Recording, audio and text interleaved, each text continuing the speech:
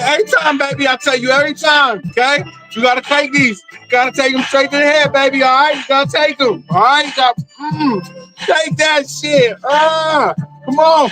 You gonna grow up. You gonna, oh shit, man, this ain't what it look like. And you are now tuned into SR Broadcast Live. Everybody out there, shouts out to you. You know what time it is. This is the co-host with the most. Slap your granny till she sees the ghost. David Pistols.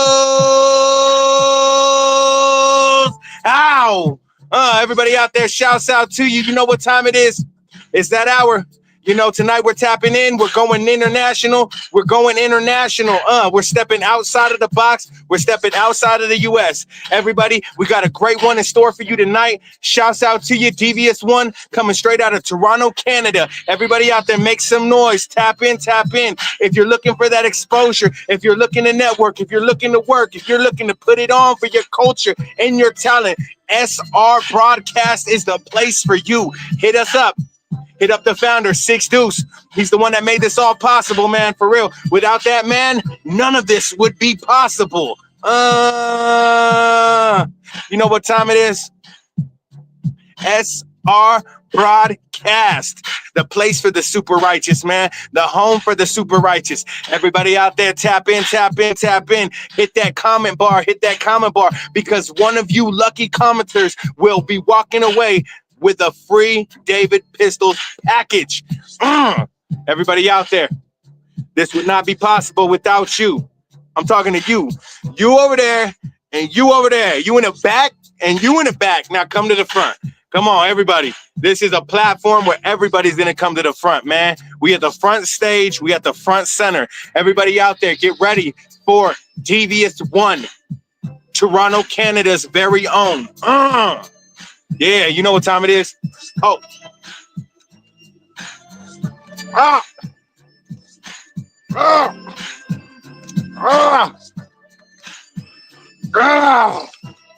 Get those motherfucking chains off me.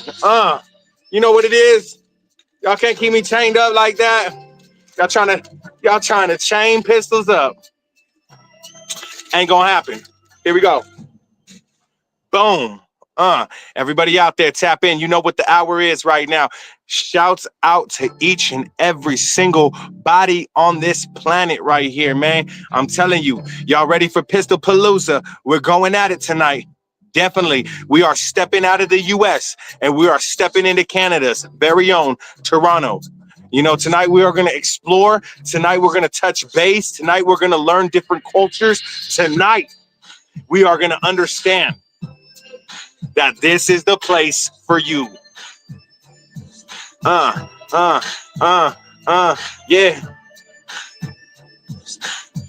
Shouts out to Southeast Los Angeles. You know what it is. California, stand up. Stand up. Woo-wee. We in the 303, baby. What's up? Denver, Colorado, make some noise. You know what time it is. Yeah. Everybody out there, tap in, tap in. Shouts out to you, Devious One. Everybody make some noise. You are now tuned into SR Broadcast Live, baby. Let's get it going. Can you hear me there, player?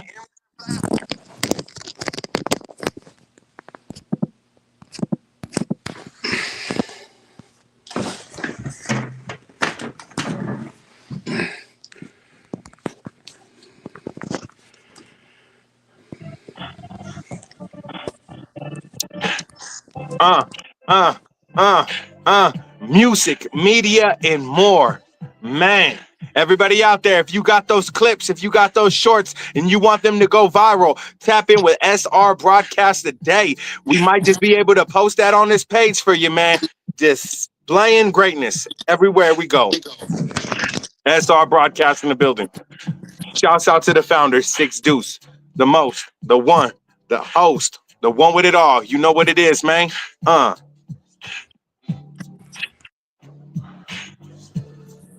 you doing there, Devious One? What up? Can you hear me? Yeah, I can hear you now, brother. I can hear you now. Can you hear me? Yeah, I can hear you loud and clear. Yeah, no, definitely. Let's go ahead. I'm going to pause this music real quick. Let's go ahead and start this interview, man. I know that people are excited. You know, when they hear about Canada, they think about all kinds of different things.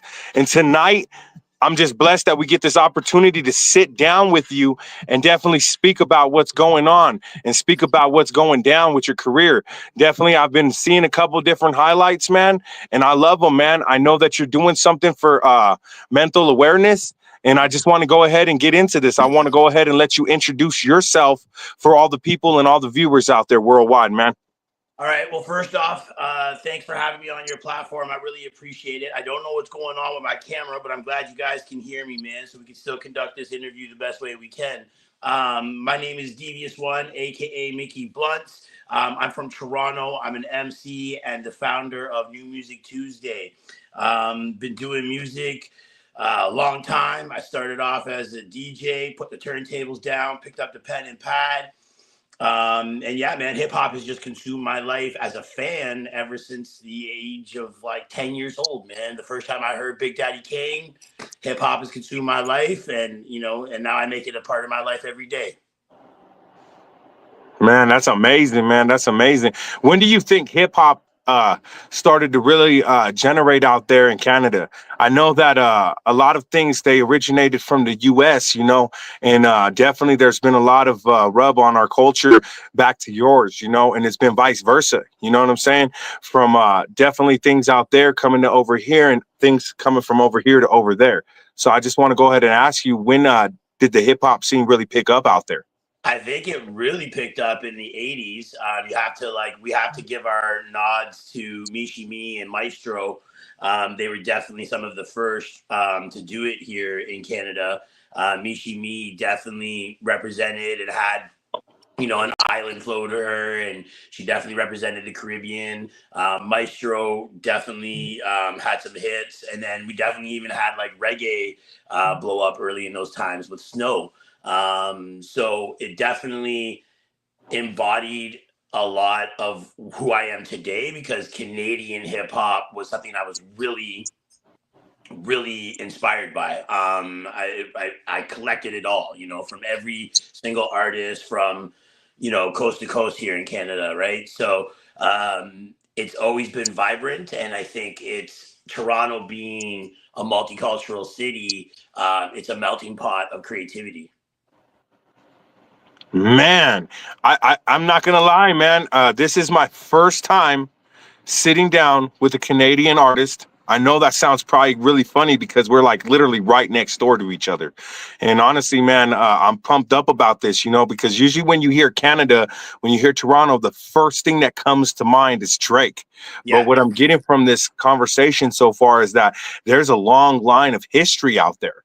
And yeah, man. it's way more than just Drake. I think I just touched the tip of the surface and talked about the 80s. The 90s, when I fell in love with hip hop, it was Ghetto Concept, Cardinal Official, YOK. These dudes were making some of the dopest hip hop. And I mean like that boom bap, that gritty stuff. If you go listen to the Rascals from Vancouver and you listen to their first album and their second album, some of the most incredible stuff to breakdance to spray graffiti to, and same with Ghetto Concept. Me being from Brampton, I didn't grow up in Toronto. I was born in Scarborough, which is east of Toronto, and I was young, and my parents moved me to Brampton, which is the west north part of Toronto. So still grew up in the city, and still was influenced by the music that was being created in our city. Ghetto Concept being from Rexdale, which is closer to Brampton than it is to Scarborough. I remember tapes getting passed around from, some of the kids I hung around with. So, like I said, it definitely influenced me because there was also these compilation albums that were coming out called Rap Essentials, and it was just this dude named Ivan Berry trying to highlight some of the dopest underground hip hop that was coming out at that time. So, it definitely was inspiring, motivational, and just beautiful to see. Like, I just love art. I love all types of forms of it. I suck at drawing and painting, so you can never see me or catch me doing graffiti, but you'll definitely see me rocking it. You know what I mean? Like, you can't see Yeah. my t-shirt right now, but I'm definitely rocking a t-shirt right now with graffiti on it. So, like, yeah, man, I think there's the four elements of hip hop, and I think that Toronto and Canada has represented it well. Like, we have losers like Tom McDonald that don't represent us well, and I'm not a fan. And I think, like, it's kind of ironic that he puts people like Ben Shapiro and Roseanne Barr on a track. Like, isn't that like nepotism? That's not merit based, is it? Because they don't got bars. You know what I'm saying? Yeah, So, no, like, honestly, I love the way that you're speaking right now, man. I've been waiting for an interview like this. So keep it going, brother. Keep kicking that knowledge, man. I love the way that you guys articulate, and I can only imagine, man, I got to go out there. I got to go out there. you got to come see Canada, man. Canada's a beautiful place, man.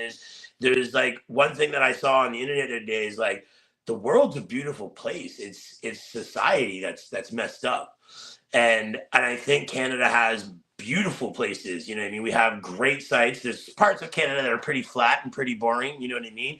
But there's absolute beauty up here, man. And we also have beautiful talent, and that is shined, and we as Canadians have definitely dominated the music industry. Justin Bieber, The Weeknd, Drake, the list goes on and on. You know what I mean? So either you're a fan or you're not of Drake. You know what I mean? That's neither here nor there. I'm not here to speak on all that, but I just want to talk about the old school hip hop that made me who I am today. If you saw my vinyl collection behind me, you would know that I'm serious about my shit. Like, I literally, because you guys can't see me, I literally have Shay Nor's Apollo Brown on vinyl. I got UGK Dirty Money. I got some Canadian stuff up there too.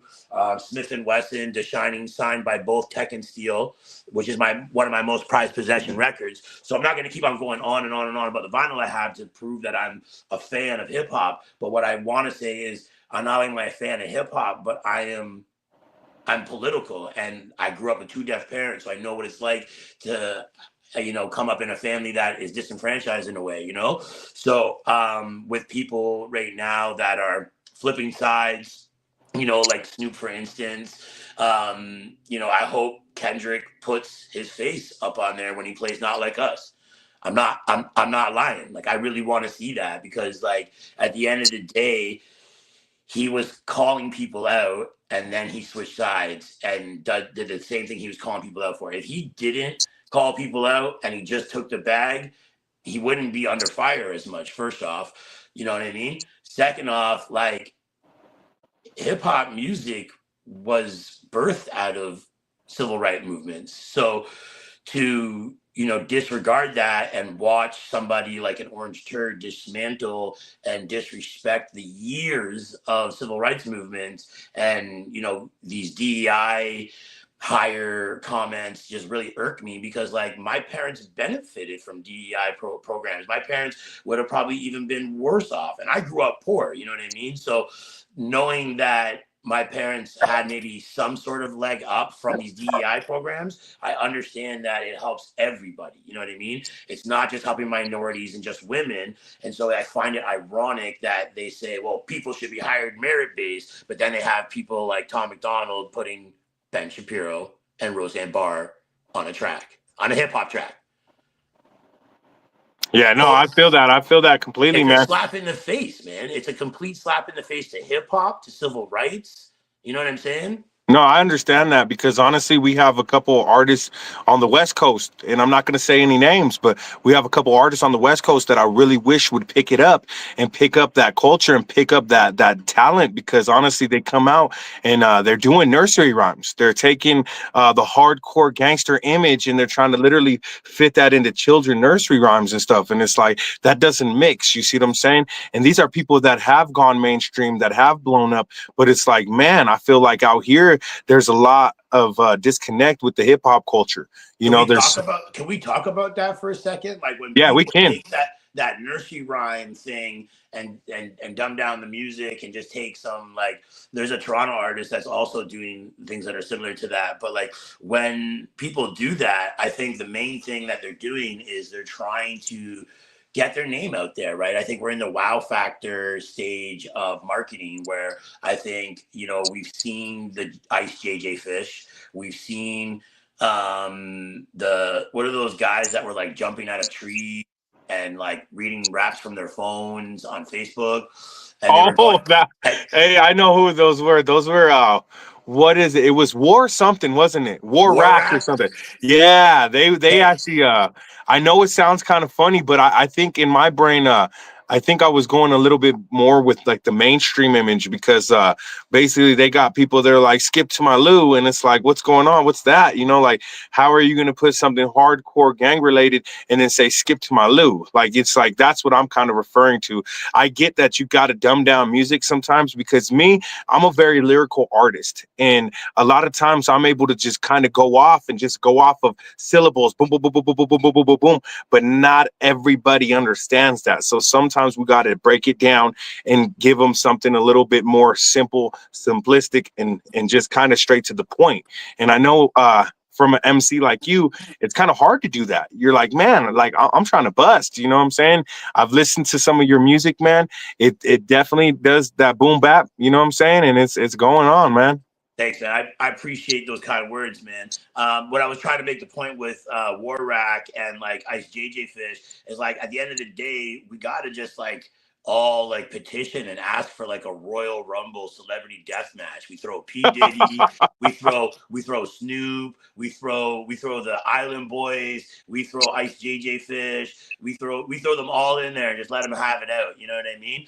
But like at the end of the day, not everybody wants music like the way me and you want music. You know what I mean? Some people are going to TikTok and want the dumb shit. You know what I mean? They want to Yeah. laugh and get off the stress. And like it is what it is, man. We see people taking advantage of it, and it's kind of like the culture vulture move. You know what I mean? They see an opportunity to get heard and get known, and they're using either comedy or purposely being bad. Like because Ice JJ Fish, come on, like was he purposely being bad or what? Like he was purposely singing out of key and out of tune purposely. He wanted the bad comments and he wanted it to go viral based off of that, right? So Yeah. I think that you're seeing people trying to package that way of getting known and doing it in a better way. So people are taking songs that are being remade and changing lyrics to some really thug shit, and people are laughing their ass off to it. You know what I mean? Like what's that one? The clack clack clack clack clack. What's that one? You know what I'm talking about?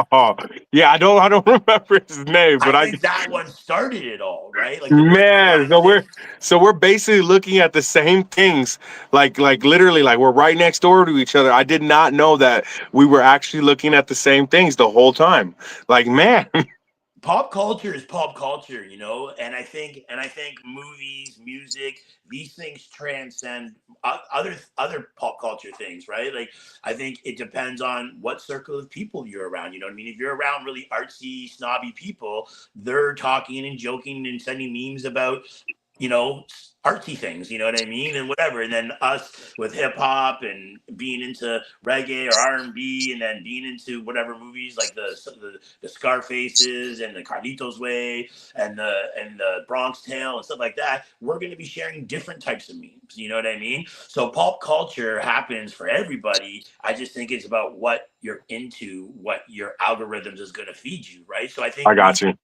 we see the same things, and I think that like I'm not knocking anybody's hustle. If you're going to, you know, do these gimmicky things to get known, I hope that you're going to do something great with your platform. I hope that you're going to either turn around and make great music, or you're going to turn around and give back to your community, or you're going to do something for your family. You know what I mean? And get your family out of poverty or something like that. I'm not knocking anybody's hustle. Get your bag, but there are ethical things that we need to talk about, right? Like the thing with Snoop, right? So Hmm. at the end of the day, it's not even a conversation that I need to be having. Like I'm just a guest in hip hop. I'm not a person of color, so like you know what I mean. But I still am a fan of hip hop, and I do want to see Kendrick put Snoop's picture up there when Not Like Us gets played at the Super Bowl. And that's just a part of me, as I was never really a big fan of Snoop. You know what I mean? I respected him. I liked his first album, The Murder of the Case soundtrack was dope. And then I kind of was like only liked one song off of every album off of that. And I found that he was more of a great character than a great artist. Like I knew that he was gonna go on to do, not like I foreseen and was Nostradamus and knew he was gonna do the Martha Stewart thing and all these things and do it all these commercials. I never foreseen all that, but I knew that he would do well because he built up a brand. You know what I mean? And part of that brand is who Snoop is, the weed smoking, you know what I mean? Like, you know? So, Yeah, you know, I don't know, man. I just think that like you would have gimmicks are thought that he was gonna like Dave Blunts, man. Man, Dave Blunts. His name has blunts in it. You know what I'm saying? It kind of reminds me of another great cat that I know. Uh, Man, wait a minute. You're blunts too. Homie, that's what's up, doggy. Straight up, man. Yeah, Honestly, shouts let me out to tell you you. about Mickey Blunts. The reason why Mickey Blunts exists is because I never wanted to put my government name on Facebook. So back in 2007, when I first created a Facebook, I put Mickey Blunts up and it allowed me. And all my friends that put fake names up were getting notifications that they weren't allowed to do that. And they had to like show ID. And I've never had to show ID to change my name. So one thing has been great about it is that I am a student to the MPC Live too. And once I can start really calling myself a producer, my MC name will always still remain Devious One, but anything that I produce, it's going to be Mickey Blunts, and then it's going to be for Smell It Through the Bags Productions. Because if you can smell it through the bag, you know it's some bomb shit. Mhm. Mickey Blunts, Smell It Through the Bag, it has its theme, you know what I mean? So that's going to be the brand once I get to that point. So right now I'm just focusing on Devious One. I'm just focusing on New Music Tuesday, and I've also Vinyl Broker on the side. So anybody that wants to get on vinyl, if you're hearing this and you are an artist that has got a budget for merch and you're ready to press records, I can get stuff done. We can talk, DM me. I can send price lists. I can explain the vinyl process so you understand the costs that go involved. Some people don't care how the sandwich is made; they just want the sandwich. But Mhm. some people want to know where their money's being spent. So I want to I'm know how many pieces of meat you're gonna put on there, how many pieces of cheese. I want the lettuce, the tomatoes, the onions. I want it all. The jalapenos, habaneros. I want it all. Put that little sauce on there. Hit them with the elbow. I and want that real life sandwich, man. I don't want nothing pretend. So the I reason get you. I understand, man. You want to know what your budget is going to be put on. You don't want to just be shooting in the dark. So definitely everybody out there, tap in, tap in. Devious One got you. Toronto, Canada, stand up. Shouts out to you all the way from the US, brother.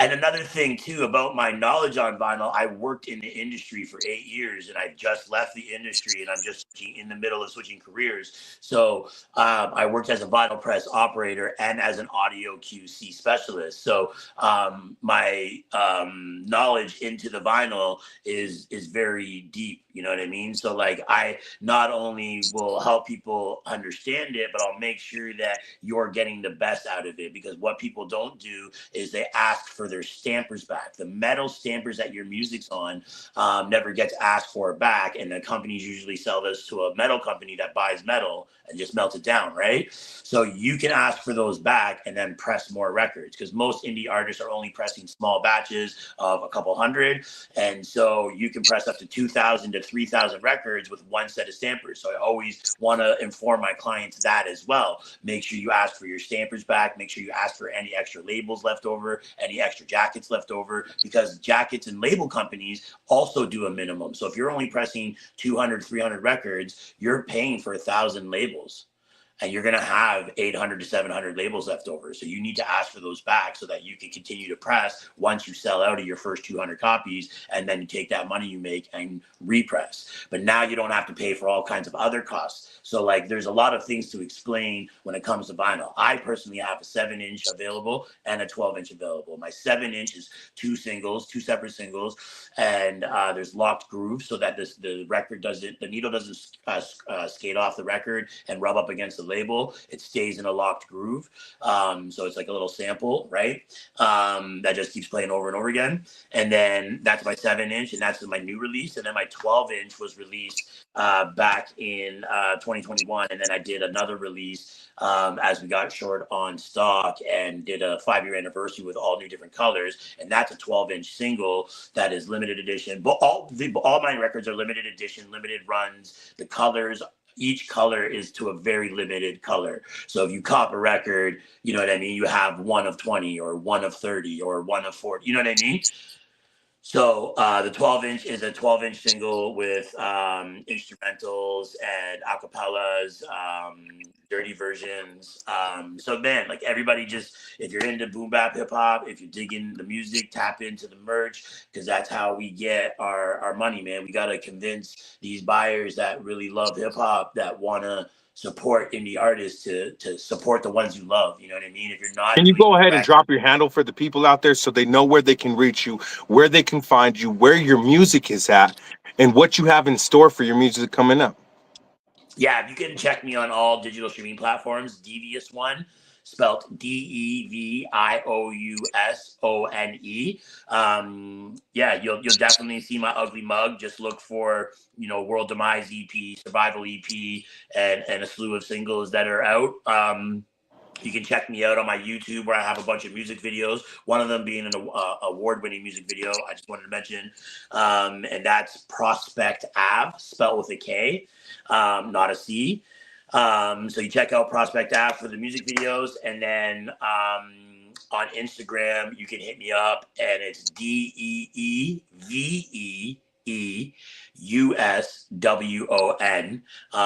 On Facebook, my personal Facebook is Mickey Blunts with a Z. My artist page is Devious One, but the regular spelling that you will find on digital streaming platforms and not on my Instagram. There was already a Devious One on Instagram, so I just switched up the spelling. I'm on TikTok as well. I'm not very active on there, but I do post there seldomly. And that's PSA Music Group. That's my label. And yeah, man, I'm just like hardworking dude, man. So just this week on Tuesday, we dropped a music video for a song called Danger Zone, which you'll find on my YouTube that I just mentioned. And then I just dropped a brand new single called Rap Game Need Me, which is a song about protecting your mental health. And it's featuring S from Mississauga, which is in between Brampton and Toronto, basically. So it's just west of Toronto. And I'm on the west side of Toronto, so that's a close part of me, right? Scarborough is on the east side of Toronto, and anyways, so then it is got a DJ feature that does the scratches, and he goes by DJ TMB, and he's from the UK. Dope scratches. He basically gets a whole third verse of scratches to himself, so just makes the song that much better. When a DJ speaks to you. Through scratching, it's just dope. You know what I mean? Especially So the way basically, are you saying right now, if artists really want to tap in with you and network right now, they can go through you and get their albums scratched up like original hip hop albums? well, like I can suggest them to the DJs that cut on my record. I had to pay a fee for that, right? Like nothing Yeah, comes you free. got to play the game. Yeah, You nobody's got to doing things pay for to free, play the right? game. I had to not only pay him, but I also had to give him royalties, right? So I got the producer on the track, Swan. So I want everybody to definitely check that out. Let me know your thoughts on what I have to say about protecting your mental health. Hit me up on social media, hit me up in the DMs, even if you want to share your mental health stories with me, man. Like if anybody's going through it right now, reach out. You know what I mean? Like Is there a way that we could ask you? Because here at SR Broadcast, we pride ourselves on giving the best interviews possible, not just for us, not just for our viewers, but for you yourself. So, what I would ask you is tomorrow, when they wake up and they go to work, they're going to be listening to us. When they're laying down tonight and they're trying to get some rest after they've been drinking all night and doing naughty things, they're going to be listening to us. On their way home from work tomorrow, they're going to be listening to us. They might go to a doctor's appointment tomorrow and they have to wait in the waiting room. They're going to hear this. They're going to listen to us. So what I would say is there something that you could share with us about some of your struggles with mental health and how you've overcome some things and battles in your life? Yeah, man, I have a hard time, like in work or friendships or business relationships, holding people up to my standard, and I don't think that's fair. And it's just like something that I have to struggle with to be more empathetic and compassionate towards others. But not only that, there's other issues that I have with my mental health where I'm talking to somebody that's a Trump supporter and is literally dismissing the fact that like I'm got deaf parents and they're totally ignoring, actual facts and then spitting some rhetoric that's easily checked. And not only that, like, there's some basic stuff that Trump has said regarding Canada that was like just outright outlandish. You know what I mean? To be honest with you, I'm not trying to be, cocky being a Canadian or anything, but Americans need Canadians more than the other way around. You know what I mean? Like there's a guy on TikTok that I follow that is an American and he's like oil and gas expert. And the way that he was breaking down the business that America and Canada does was making Trump sound like even a more of a moronic person, the way that he speaks about their Canadian and American trades with We, oil. And we it's we are about to break the internet tonight. We're gonna break the internet tonight, brother. And honestly, what I gotta say is that America, and I'm gonna say this, and a lot of people aren't gonna like it, man, but white people are the kings of killing. They are. The Europeans are the kings of killing, man, and they know how to kill the best out of everybody. And it's sad because yeah. they go through and they pillage and they just completely shatter cultures. They go through and they step and they stomp and they crack concrete. They break bricks, man. They don't play nice. And unfortunately, I do understand. Like there's probably things that are very needed from your end. But unfortunately, it's just sad because it's like the day and age that we're living in. It's almost like things are so much pressured. Like, hey, look, we're not going to go to war, but we're going to threaten that. You know what I'm Yo, saying? We're gonna definitely not say those words like that, but we're definitely gonna uh show some actions towards that. And it's like I understand you. I can get some of that frustration, some of that like it's like, wait a minute, what's going on? Because you basically have a bully next door that's knocking on your door now, and he's like, I've gone around and I've bullied every other place I can bully. Now let me go knock on next door, and I'm yeah. gonna bully you. So I Yeah, get so it, man. It's this deep. this is my take on that, right? Being a bully and saying that he has Canadians that are in support of him and that are for us becoming the 51st state. So what I was saying, because you know how you just asked me, like, how do I deal with mental health? Sometimes I make lights of situations and I crack jokes. I crack jokes on social media posts. I crack jokes in comment sections. And one of the jokes I cracked that I've had everybody cracking up, I said, listen, if Trump invades Canada, I am grabbing all the Canadian Trump supporters and using them as human shields. No, I feel you. I feel you, brother. Honestly, we're gonna have to definitely throw a couple of ours in there too. All right. I'm sorry. I gotta throw that out there, man. But everybody out there, I get it. They want to support their elective. They want to support the president, just like, you guys want to support yours. But let's just face it. It's like, just because you're in a place of authority or you're in a position of higher power does not always make you adequately right. There's morale, and I feel like, honestly, there's a lot of morale being lost, because I get it. There's ways to do things, but there's ways not to do things. And I'm not going to lie to you, brother. Like, if you guys became a part of the United States, I would probably be one of those people cheering and dancing like, heck yeah, man. Because, for me to be able to sit down and talk to you right now, it feels like a long lost relationship, man. It feels like a distant cousin, somebody I Kindred, haven't talked kindred to in a long spirits. time. Kindred spirits. Yeah. And it's like, I feel like I was prepared to come in here, and I was prepared to sit down and have this conversation. But the way that you just articulate yourself, brother, it's like, man, I feel like I'm not going to lie. I feel like you might have a little bit more knowledge than some of the people in the US that were actually a part of the original hip hop scene.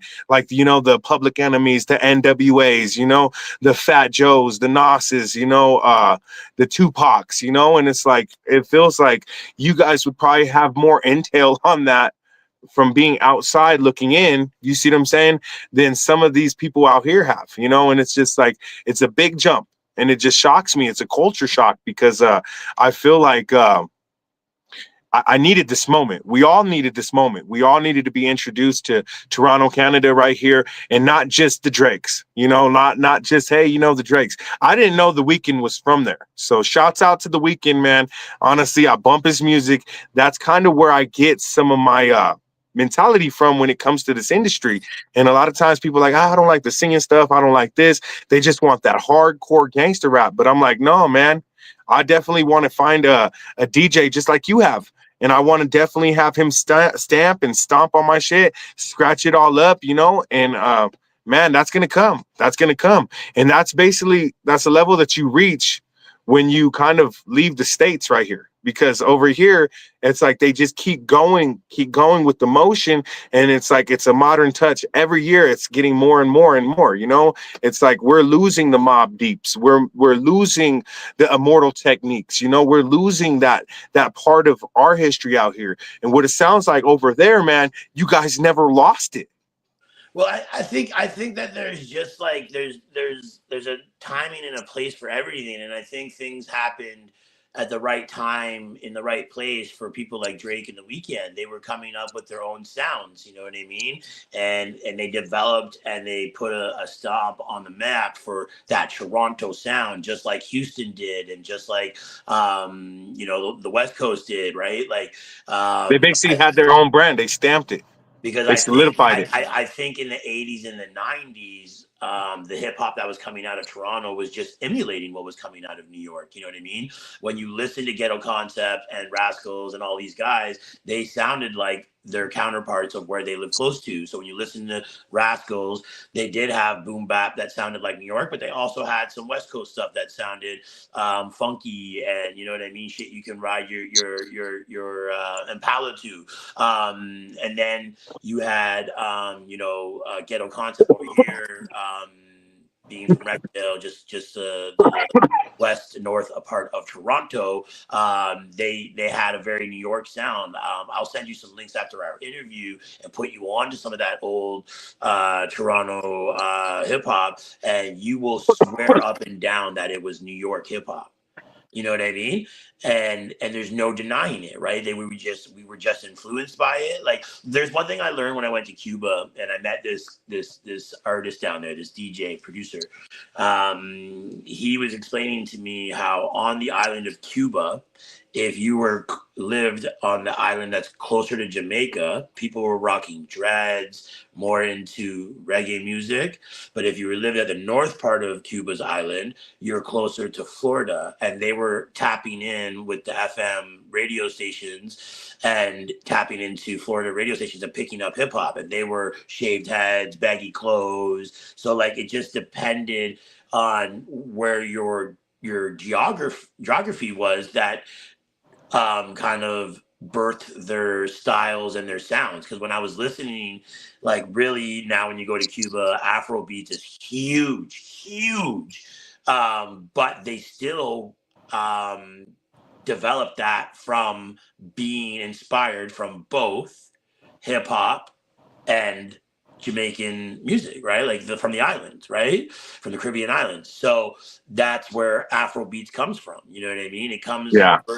birth out of those kind of environments. So you know what I mean? When you go and you check out, Cuban Afro beats and you just YouTube it up for a bit, you're gonna fucking blow your mind. It's like EDM music, but better. You know what I mean? It's like fast paced. It's busy, but it's not like, I don't know, man. I don't know how to really explain it because I'm not really a huge fan and I don't dive in too much. But I do like it, and being in Cuba and being around it is way better than me going to listen to it on YouTube, because being there in Cuba, it's more surreal, it's more real, it's more, you know what I mean? Like the vibe is way different than what you're gonna create in your bedroom listening on YouTube. You know what I mean? Yeah. No, no, definitely, man. And honestly, how many years have you been scratching for?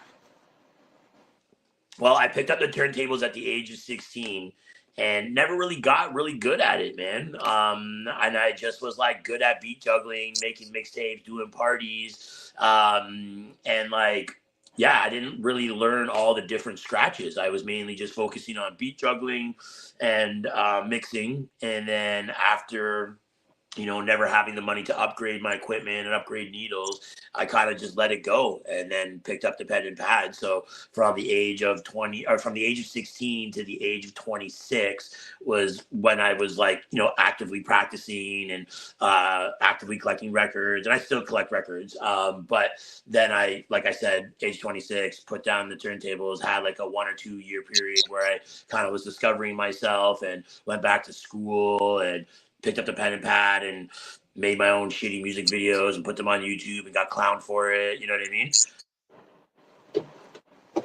Yeah, no, no, definitely, man. I think we all have been there, because we all start somewhere. And I'm going to be honest, I don't believe that any artist just comes off first thing when they first start doing this. I don't think they come off hardcore. I think that it's more of a learning basis. We got to take it step by step.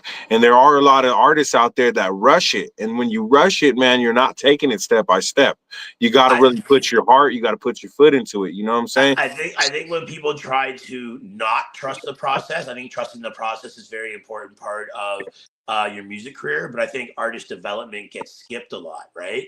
Yeah. So a lot of people just might be in it for the wrong reasons, man. They might, some people just want to make music for themselves, and that's fine, right? But then there's the people that are trying to monetize music, right? And it's a very saturated industry. So if you're not taking it very serious and you're not being strategic, like Drake's one of the most strategic rappers I've ever seen. Like some of the stuff he does is super strategic. Like the whole reason why Hotline Bling got popular is because him and his team decided to make fun of themselves. And they made that meme, and then that meme went viral, and then the song was viral before it was even out. It could only mean one thing. No, no, no. I feel that, man. I can't lie. I was jamming out a little bit today. I can't lie, man. But you get what I'm saying though, right? Yeah. It was a marketing strategy that worked, right? And like I Okay, believe, so that's kind of what we were talking about earlier, like dumbed down, huh? yeah, I'm not a fan of Hotline Bing because of the dumbed down qualities of it. I think it's Got you. catchy. And I think it's a dope sample flip. Um, but like Is it in my heavy rotation? No. Was it in my heavy rotation? No. I was bumping other Drake songs. You know what I mean? I was, a fan of certain songs, and I'm still a fan of certain songs. But like, I think that I was always putting it on when the girls were around. You know what I mean? And now, like, how often am I chilling and partying and trying to mosh up girls? I'm not. I got a girlfriend now. I'm fucking chill. I'm fucking. You know what I mean? Trying to do my adulting shit and trying to be on my. That's actually what I was going to ask you right now. I got a two-part question I wanted to run by you right now, Yeah. and definitely, I'm going to just go ahead and kick it off like this, brother man. What is it like to love in Toronto, Canada, in Canada in general? How do the people love out there? I think that there's one thing you might not be familiar with, but Toronto was dubbed in the 90s and still today as Screwface Capital. Um, you step on somebody's Jordans wrong, you look at somebody the wrong way, you might get into some problems, and also depending on what part of the city you're in. So just like anywhere else, Toronto has its beautiful parts of the city, and then it has its underprivileged and underprovided parts of the city, right? So I'm definitely one of those people that advocate for, you know what I mean, no gang shit, and like let's lead these kids to success and not the Be grave, able to grow up, and, man. and not prison. I once was involved in criminal activities. I am no longer, so I'm trying to, you know what I mean, Better the situation. well, better my situation, but also hopefully I can share my story, and they maybe will hear that and be like, you know what, let's not, I mean, like, I just want to lead by example at the end of the day, right? So No, that's amazing. Because honestly, I'm telling you right here, this is the platform. SR Broadcast is home for the super righteous. And I'm telling you, man, share this righteousness, share your stories. This is the platform for you to step on right now. Stamp and solidify. Stamp and solidify. So go ahead, brother. Take your time and get that out there. Like stress that fact if you want, because I believe in you. I believe in what you're doing. I'm following along. Now I'm definitely going to be following along. yeah, no, at the end of the day, there's love in this city, you know what I mean? But like a lot of artists because I have New Music Tuesday, I speak to a lot of artists. And when I speak to Toronto artists specifically, a lot of people say it's hard to get like support from Toronto, right? And what are we talking about? We're talking about casual listeners? Are we talking about people who are artists themselves and are just kind of like, I'm not going to like your shit unless you like my shit? Or, you know what I mean? It is what it is. You know what I mean? So at the I end of the believe day, I would say in general, you know what I'm saying? Because every culture is different. Every place is different. No matter where you go, it's gonna be different. It's not gonna be the same. So for instance, out here, the way that we love, the way that we embrace, it's very different than how they do in Mexico. My cousin, he's definitely straight from Mexico. Unfortunately, when I was just like, I want to say 16 years old. It was a horrible, horrible experience, man. I remember we were just standing there in the trailer parks out here in Aurora, Colorado, and definitely that's right next door to Denver, Colorado. It's right on the outskirts, so it's a very notorious city. And honestly, man, I remember we were sitting right there, and they came up and they grabbed us and they just threw us all on the ground, at gunpoint, everything. And we were kids, man. We were kids, didn't do anything wrong. We looked not acceptable to them. And basically what it was is they grabbed him and he was illegal. He was not from this country. He's from Mexico. But definitely I remember we had about 30 Caucasian cops, and they were all older, like in their 50s and 60s. And this was the Aurora Police Department. And they sat on top of their hoods as they started beating the shit out of my cousin, and just really, really, really messing him up. And they ended up taking him to his parents' house, and definitely like, oh, he scared everybody, scared the shit out of all of them, and they just to the point of torment. yeah, So that's one thing that's my what I'm saying cousin, about here. You could go to somewhere like Trinity Bellwoods Park, and you can meet a bunch of nice people that are just having drinks in the park or just walking their dogs or whatever. But you can also bump into somebody that's passing through that park that's having mental health issues, and you might come across a problem. Or you can end up in a part of the city that you shouldn't be in after dark or whatever, and you can Yeah. and have some terrifying shit happen to you. Now, end of the day, I think that Toronto is trying to do a lot of what New York City did with the gentrification. So, there's a part of Toronto that was is dubbed Regent Park, and it was the very first housing project, even before any housing projects in America, that they built after World War II, and it was originally housing Italians and Irish, but then that changed over the years. Then it became brown people, black people, Polish people, you know what I mean? So like things changed over time, and Regent Park has always been the housing project and very infamous. And there's lots of stories that go behind it. I'm not from there, so I don't want to speak on them, but they have gentrified and they've torn down most of the housing projects, and I think only one or two are remaining, and I think that's because they will always remain, because they're going to have to keep one or two as historical buildings, right? Like there's some buildings that get kept for a reason, you know what I mean, because it has historical value. So I think that because they were the very first housing projects in all of North America, including America, that there will always be one or two that remain. So if people still live there that are subsidized housing, that's neither here nor there. I don't know if that's a case or not, but what I do know is that there are still some buildings remaining. And the reason why they wanted to tear them down was because cops couldn't have like thoroways through like most projects, you know what I mean? And so the people that live there can, have a bit more control and, know when the ops are coming, you know what I'm saying?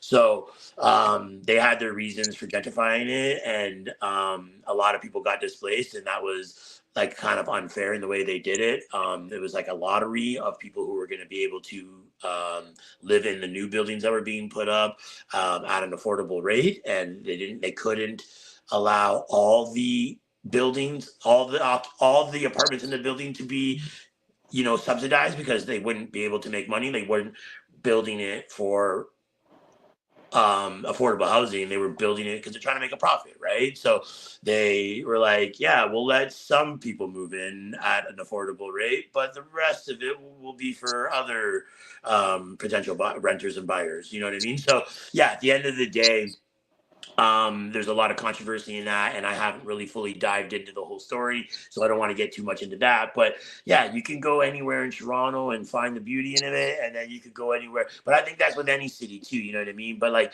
I think that if you find people who support you, and you support them, I think that will all blossom, right? So I think it's just going out and doing shows and networking and meeting people like me and you, like, you know what I mean, how we met, you know what I mean? Yeah. Now, No, definitely. I'm not gonna lie. Like my job, I have a very, very good job. My one job is to search for greatness and great artists. Search for great artists every day. Every day. And I couldn't ask for a better job because I'm able to meet people like you. I'm able to touch base with actual artists. And we've had celebrities come on here. We've had local artists come on here. We've had international artists come on here, and honestly, man, I just want to bring it back a couple steps and finish what I was asking before real quick. It's kind of like this. I'm very curious because, for instance, over there, like going back to my cousin, in Mexico, like basically he told me on the phone one day, he's like, I don't know why you Americans can sit there and say I'm sorry and think that that's good enough. Like, how do you guys feel about that? Like, sorry is not an option, huh? what do you mean by sorry? Like who's like like apologizing? like like basically if like people are like, hey, I'm sorry, I just crashed your car, I'm sorry, hey, I just took the last $100 bill out of your wallet, Oh, I'm right. sorry, Okay. So things so like that, like I'm trying to so you're figure out talking about this the that stereotype that all Canadians are very polite. Is that what you're talking about? no, no, no, I was saying, like, how do you guys react, like how do you guys show love out there, like, or like, basically how do you show signs of frustration with each other, I guess. You know what I'm saying? I Because see a bit of both, right? I see a lot of good things happen just for an example, my girlfriend is here from the Philippines, and she went to school at Seneca University, and so she was either going to school or she was going to grocery shop, and she saw an old man fall down. I think he had alcohol in his breath. He was pretty in the elderly age group, and she helped him. You know what I mean? And I think there's a lot of people doing stuff like that randomly in Toronto, but I also think there's a lot of people that are having road rage. Like I get a bit of road rage myself. You know what I mean? Like, beep, beep, get out the way, Yeah, motherfucker. there's a lot of traffic in Toronto because there's always construction going on. They're expanding subway stations. There's constant potholes that need to be repaired. So there's more construction over here, more blockage over there. So there's a lot of turmoil going on. You know what I mean? Like nothing has been the same since. I want to say since COVID, but I'm going to go before that. Nothing's been the same since Trump got elected the first time. Okay. I feel like we've all been living in a strange episode of Stranger Things where we're all stuck in the upside down world where our presidents can say grab him by the pussy, but our I comedians like the way can't. you put that. I like the way you put that. Yeah, but our comedians can't, right? So like I find that like things are just really, really strange right now. How can a felon run for president twice but felons can't vote? You know what I mean? There's a lot Yeah. of there's a lot of hypocrisy, manipulation, and side talk going on. And I think we need to do as a people is to cross party lines and unite. There's got to be a way that we can ban corporate lobbying, increase accountability and punishment in civil servants, and cut back their salaries and don't give them a raise to their salaries until they balance the books for consistent of 10 years. Why are they getting paid six figures and telling people getting paid 30, 40K a year to just get by and just tough it out and go to the food bank if you can, or you know what I mean? Like, we don't have food stamps here. We have food banks. So when people struggle here in Canada, they don't award food stamps to go to the grocery stores. They just make you go to food banks, and then if you're that poor and below the poverty line, then you become on like welfare assistance, social assistance, and then that's supposed to pay for your breads and your milks, what you won't find at the food bank. Food bank's not going to give you milk and meat, and you know what I mean. They're going to give you canned goods and craft dinners, and you know what I mean. So I think that it's very important that if we really want to change democracy to be free of corruption and we want trickle down economies to actually trickle down, that we need to band together and force them to restore democracy and make economies trickle down, and do that by banning corporate lobbying, increase accountability and punishment of civil servants. And not only that, why not we're at it, like let's remove all sexuality conversations and religion from all elementary schools. Let's let the kids be kids. I'm on board with that because honestly, the biggest thing that scares me, and I'm not. I've come a long way in my lifetime. I've come a very long way, and definitely as a gang member, you're very, very prejudiced to the whole world. You see what I'm saying? As a gang member, you're like, this is where I'm at, this is where I walk, and anybody that walks differently, man, fuck them. But it's like I've come such a long way into diversity and to understanding different cultures and different beliefs, man, that I get it. I'm all for people being who they want to be. But if you're gonna come up to me and say, I'm a helicopter with titties, watch me fly, I'm like, hey, calm down a little bit. I got a kid here. Definitely we can't be doing those type of things. So that's the biggest thing that I'm in fear of when my kids go to school every day, because it's like, what happens when they come back and they're like, hey, daddy, the teacher said it's okay if I wear a dress today. And I'm like, honestly, son, if you make a decision like that later on in life, I can't hate you for those type of things. You get what I'm saying? But that's later on in life. Right now, you're so vulnerable that if they told you could be a purple dragon and jump off the roof, you probably would do that. And that's the thing that's really disgusting is they're putting it inside of the schools. They're putting it inside of the doctor's office the minute that you turn your back and they're sitting there with your child. Like, it's just wrong. It's just wrong.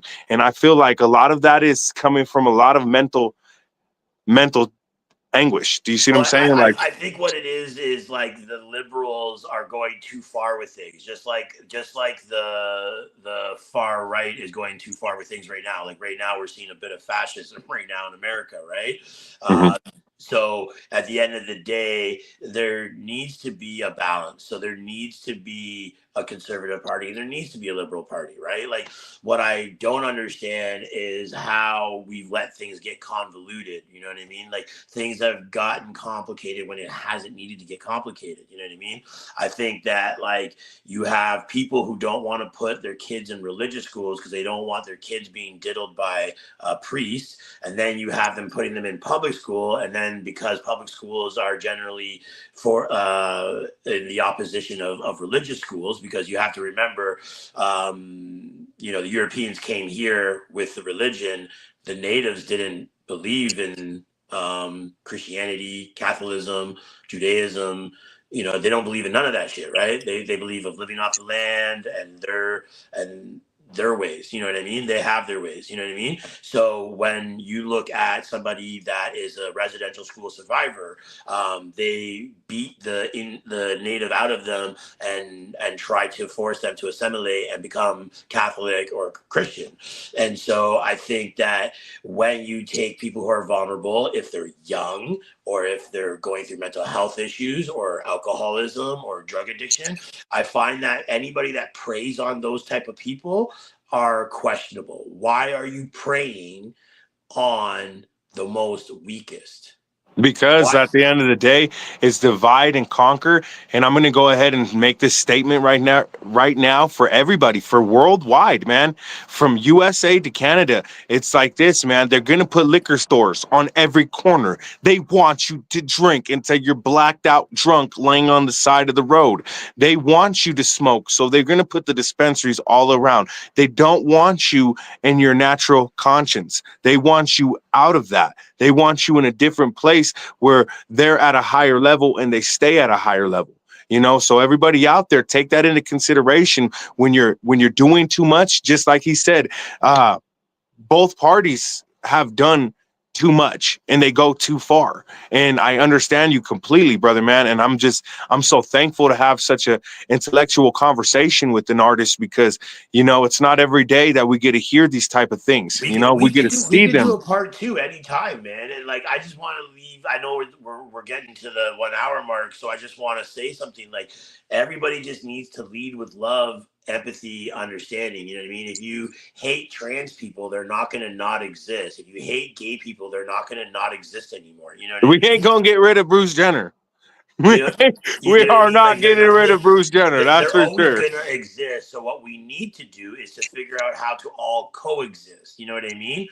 And so at the end of the day, we and you are both at an agreement that they need to remove these things from school, right? Like elementary school does not need to be talking about religion. Religion is very complicated, and it's even more complicated than talking Yeah. about transgender and gays and bisexuals and non-binary. It's If way more if a easier. kid goes in and he's over there and they say a certain prayer, whether they be It's Muslim, whether they be Christian or Catholic, if they're saying a prayer, I believe that the school should leave them alone, but the school shouldn't go to them and tell them how to pray or teach them how to pray. They shouldn't be speaking anything of that nature. And what happens is that they're not supposed to be doing that, but somewhere along the lines, you'll have that really hardcore Christian lady that's like whispering into him, God loves you, Jesus loves you. And they push that Yeah, that's agenda. in public. That's in public school, but there Mhm. are Christian and Catholic schools. There's private schools and Judaist schools and monasteries, and there's all these And you types know of. what? It's perfect if they want to send their kids there. But I believe that when you send your kid to public school, 9 times out of 10, it's because that's an option that you need. It's like not an option you want. Because if we all could make, you know, uh quadruple digits, and definitely, six figure digits. You see what I'm saying, man? At the end of the day, like we would be able to pay for stuff like that, be able to send our kids to nice schools and private schools and stuff. But it's like, man, when we're forced to really be like, hey, man, we're over here in this certain area now, my kid, this is the only option for him. That's kind of being cornered and pushed against the wall. So I don't believe that a child should be uh, gripped by those concepts and pushed with those concepts. Yeah, like I'll give you an example of something like, how we were talking about the left and right going too far. And so the left is going too far with introducing conversations about sexuality and gender to elementary school students, which is not a thing that we should be doing. And I agree that also religion should be removed from all schools, and any ones that want to continue to teach school to children in the elementary levels, they should be taxed heavily for it. But anyways, I think we should tax all churches, especially the mega churches. But what I want to say, Like, here comes the tariff. Here comes another tariff. but what I want to say though is like sorry, I'm losing my train of thought here. The fact that religions have breeded extremists that have led to tragedies after tragedies after tragedies. If we just would take a step back and realize the hypocrisy in religion and politics and everything, like it's we would be a lot less dealing with mental health in general as a whole, like as a whole humanity, if they would stop manipulating us. Yes. No, that's the perfect that's the perfect point right there. You hit it right on the nose. Because what happens is it's like, okay, look, now I want this. I'm going to do whatever it takes to get this. I'm going to do whatever I want to do because I want this. And basically, it's like, you know what? Let me hold this over their head. Let me hold this over their head. Okay, so if this doesn't work, we're going to hold this over your head. And it's like, don't you guys see it? That's the drug trade. They're like, okay, look, if you don't want coke right now, we're going to give you some dope. If you don't want dope, we're going to give you heroin. If you don't want that, we got pills for you. So everything is a manipulation factor. Definitely I wanted to touch base on a couple last things before we close out. I just have to ask this question because myself, I am a victim to drugs, and I am a victim to seeing close ones pass away from them.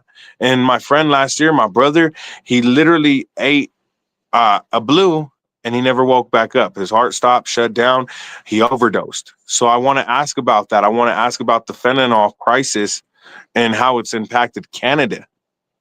All right, so I'm gonna go back before the fentanyl crisis started. Just let's talk about oxycontins and the sipping the codeine and all that stuff, right? Mac Miller, DJ Screw, like we lost a lot of people in the hip hop culture due to heroin, right? Like when we talk about Oxycontin and we talk about fentanyl, these are all just different forms of heroin, right? So what you have in America and Canada is you have state sanctioned heroin dealers. And so this is a very touchy subject for me. So this show might go for another half hour right now. So listen, so my father is not only deaf, but he suffers from back pain, and a pill pushing doctor here in Canada got him hooked on the pills and got him on a really high dose. And I'm really happy with myself because I just got him off the pills completely.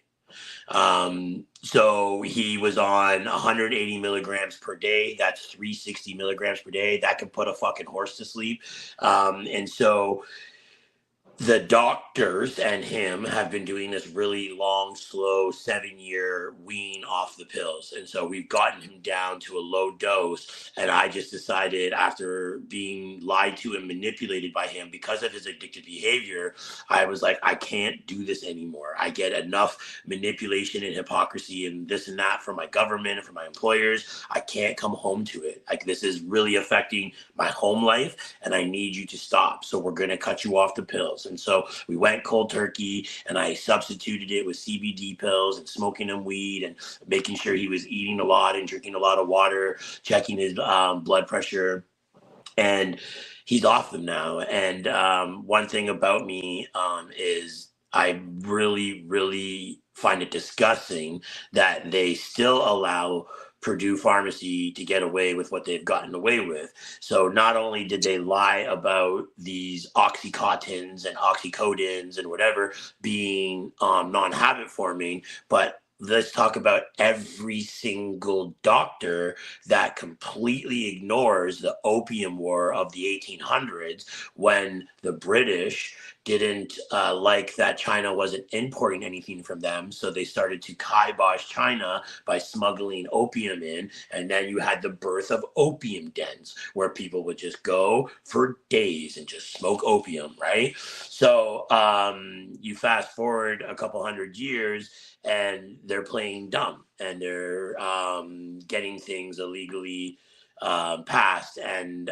getting these pill mills opened up all across America and Canada, and all these doctors just wanting to sign prescriptions because they make money off of every prescription. So the drug trade in the legal drug trade with the medical association and the government is they treat it somewhat like the beer industry, right? You go take a new case of beer that's brand new, newly brewed stuff. Nobody's tasted it before. You bring a case to a bar, you give them a free case. You say, give these out to your customers. If they like them and you want to order some more, let us know. So the people taste the beer, they get hooked, and then boom, you know what I mean? So the same thing with the pills. They give them some samples, they pitch them how good they are and how they're not habit forming. And then the dumb doctor disregards everything he's learned in his whole life and goes, okay. And then he goes ahead and he pushes it on to his patients. Now I understand the need for elderly people in pain that need to feel comfortable, but heroin is not the answer. Heroin ruins lives, not just the person that gets addicted to it, but everybody around it. I think that it tears families apart. And I think what Purdue's pharmacy has done in regards to the court cases and the class action lawsuits is absolutely disgusting. I am currently trying to get my dad's name on a class action lawsuit here in Canada because there's a specific Canadian firm that's handling it and gathering, potential people that would be owed a payout, right? And so if you were prescribed certain oxys in between a certain time period and it did certain things to your life, then you're going to be awarded money. If it made you less mobile, less social, you know what I mean? Because honestly, when you get addicted and you're on the dose that my dad was on, you're literally completely a zombie. My dad was falling asleep with cigarettes all the time, falling asleep at the wheel. And then it's funny because now that marijuana is legal in Canada, there's no DIN number so that I can get insurance coverage, but there's a DIN number for every single form of opiates so that you can get coverage. And the funny thing is, the way things work here in Canada is if there's a generic version of your drug, your insurance company wants to pay for the generic version because it's cheaper. But guess what? There are no generic versions of opiate-based medication because it's a Scheduled 1 narcotic. You know what time it is? We are at that part of the segment right now. Man, thank you. Thank you, Devious One. You have come through and you have shocked us. You have culture shocked us, man. I'm saying shouts out to you, brother, man. You know we're going to have to do a part 2. You know what it is. It's SR Broadcast, home of the super righteous artists out there worldwide. Music, media, and more. Everybody tap in. Shouts out to the founder, Six Deuce, the one and only. Man, this platform would not be possible without artists like you or you back there. You know what? I see you back there. You think I can't see you, man? I got that new kind of phone, man. I can see who's looking at us, and I can see you back there looking. So shouts out to everybody out there. I just want to close out right now. I want to go ahead and say shouts out to Cali Hood Media. Frank, we see you, Frank. We see you, Frank. Pothead Productions, One Underground TV, Spilled Records. Let that shit drip. Let it drip. Let it drip. Everybody out there, you know what it is. Shouts out to you, Devious One. Go ahead and close out with us, baby. Let's go ahead and do it. Give everybody a shout out there that you want to. We're worldwide, man. SR Broadcast. You know who you are, man. I want to thank all the artists that I work with, all the producers. I want everybody to go check out the new joint, Danger Zone. The video's dope. I want everybody to go check out the new single, Rap Game Need Me. Go check out my joint, Forbidden Fruit. The video won an award. It's a very political track, so please go check it out. And yeah, man, just stay tuned for the new stuff and check out the merch. Please support if you can. I'm shipping worldwide. There's nothing that's going to stop me from getting my music out there. And I just want to thank you again for having me on your platform. We had a great conversation, and I really look forward to part 2. Part 2. We coming for you, man. Everybody, you heard it right now from Canada's own, Toronto's very own. Everybody tap in, add your boy, add him right now. Go ahead and drop your handles real quick for him. Check me out on Instagram, DEVEUSWON. Check me out on Facebook by hitting up Mickey Blunts with a Z, or just typing in Devious One, which is DEVIOUSONE. That's also how you can find me on social media or digital streaming platforms. And my YouTube is Prospect Ave, spelled with a K. Thank you, man. You know what time it is, everybody out there. Do not drink and drive. Do not do coke and pet your dog. Everybody out there, don't spill that cup. And we out. We out, baby. We out.